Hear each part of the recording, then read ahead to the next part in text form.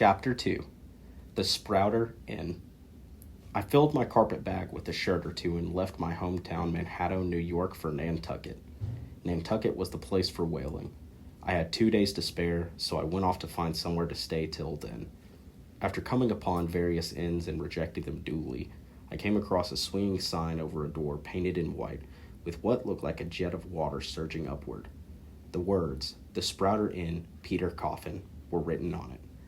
The house was shabby and dilapidated looking. For some reason, I decided to give it a try.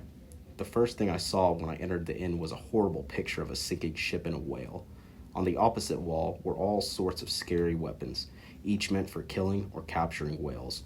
There were clubs, spears, whaling lances, and rusty harpoons. But each weapon carried a story of its attack on a whale. The place was filled with young seamen. I walked up to the landlord and asked for a room, only to be told that there was no room available. "But you wouldn't mind sharing your blanket with a harpooner, would you? Since you're going whaling, you might as well get used to it," said the landlord. I wasn't comfortable sharing my bed with another person, but I chose that over wandering aimlessly in a strange town during the night. "Sit down, then," said the landlord, grinning. "You're probably hungry. Supper will be ready soon." All throughout supper, I watched out for the harpooner.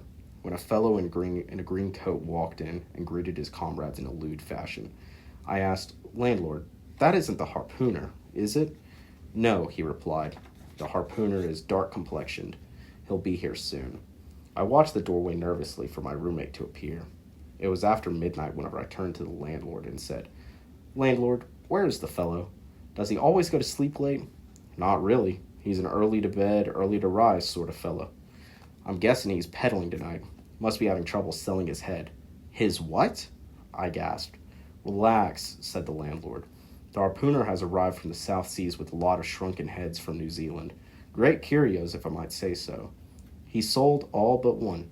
I told him not to go out trying to sell it tomorrow, since a lot of good people go to church." "That man sounds quite dangerous," I said. "He pays regularly." "So who am I to complain?" replied the landlord. "It's getting late, so I'll take you to your room." There were exactly 4 pieces of furniture in the room: an old sea chest, a wooden chair, a rough shelf, and a bed big enough to fit 4 harpooners. A tall harpoon stood at the head of the bed, and a seaman's bag lay on the floor. I quickly undressed myself, blew out the light, and fell into bed. I didn't sleep for a long while. I kept tossing and turning. Finally, I managed to doze off. Soon after, I woke up hearing heavy footsteps outside the room. I rolled over and saw light coming from under the door. "Must be that harpooner," I thought. Holding the light in one hand and the shrunken head in the other, the stranger entered the room. I watched him stuff that head inside his bag. He turned, and the shock vibrated through my body. What a face! It was a dark purplish covered with black squares all over. He took his hat, and I stifled a cry of surprise. He was bald except for a lock of hair that grew in the center of his head. He had twisted that lock into a knot. His head looked like a mildewed skull. He fumbled with his bag for a bit and pulled out a tomahawk pipe. Had the man been standing before me while I ate my dinner, I'd have bolted faster than a rabbit. As he undressed, I saw that his body was covered with black squares. He walked over to where he hung his coat and took out a tiny hunchbacked idol of sorts. A handful of wood shavings, a candle, and a few ship biscuits. He lit the fire, burned the biscuits, and made an offering to the figure. As he worshipped the idol, I continued to watch, transfixed, as he chanted. Once he was done, he shoved the idol back into his coat pocket roughly. Suddenly, he picked up his tomahawk and examined the head for a second.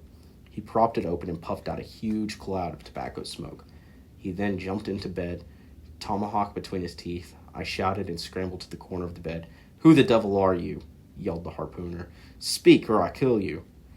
He spread ashes all over the bed, and I thought he was going to burn me alive. Luckily, at that moment, the landlord appeared at the door with a light in his hand. I ran to him in relief. "Don't worry now," grinned the landlord.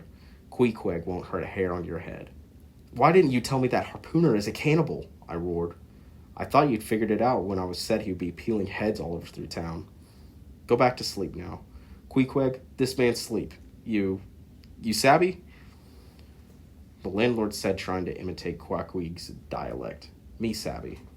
Queequeg grunted and began smoking his pipe. He politely motioned me to get back to bed. Landlord, please tell him that I'll stay here if he stops smoking that pipe in bed. I'm not insured yet. Good night. Queequeg got into bed and rolled over to the far side. I got into bed and slept like a baby.